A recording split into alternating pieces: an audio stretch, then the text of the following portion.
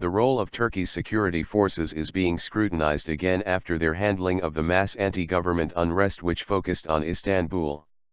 Our police have successfully fulfilled their duties within the confines of the law, Prime Minister Recep Tayyip Erdogan told the graduating class of the police academy on June 26.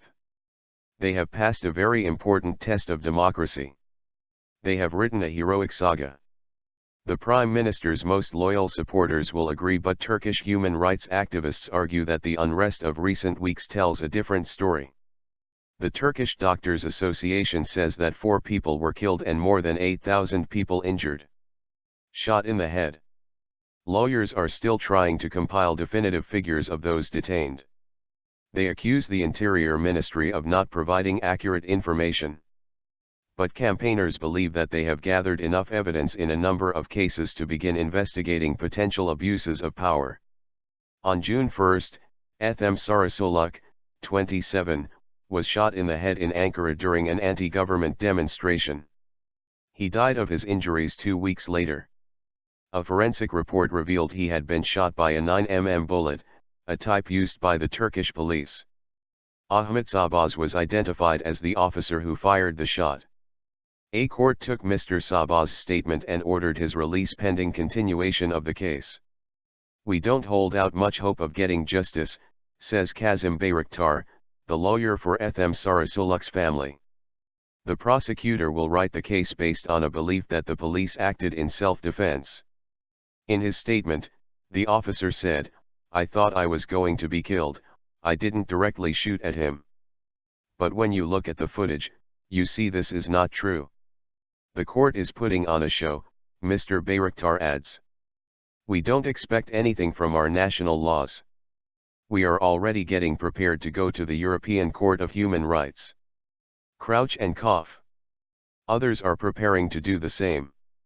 126-year-old female student, who asked us not to disclose her name, was caught in the first police raid on Istanbul's Gezi Park on May 31. "I was there with my cousin," she says. "We weren't doing anything. We didn't even demonstrate. The police came into the park and tried to take an older woman who was standing next to us. We asked the police what they were doing. They took me and my cousin as well. They put us into a bus and made us wait there for 18 hours.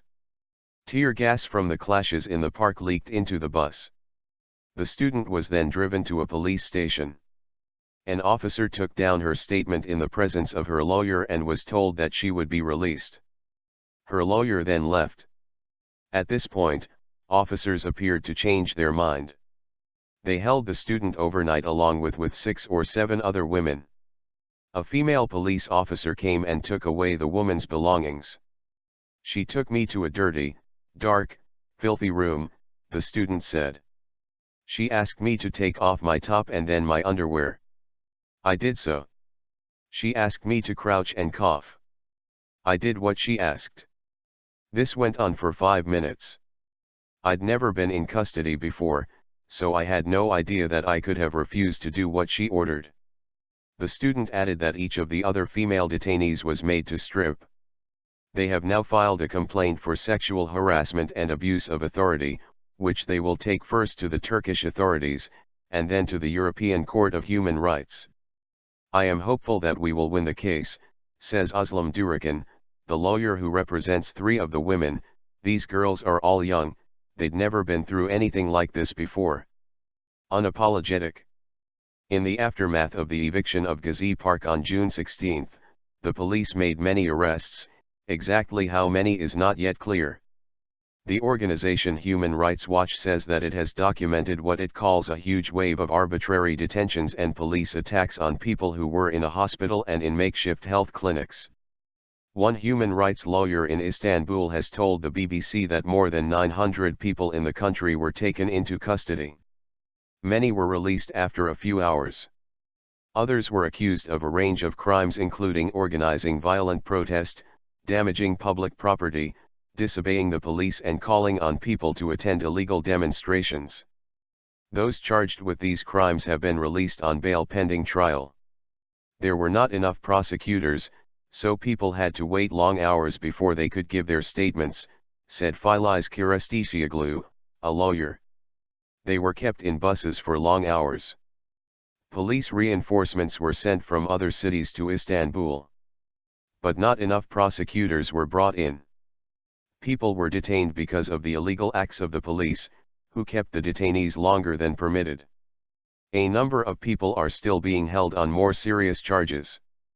One lawyer says that 32 people in Istanbul have been charged with membership of an illegal organization or aiding and abetting an illegal organization. The identity of these organizations has not been disclosed.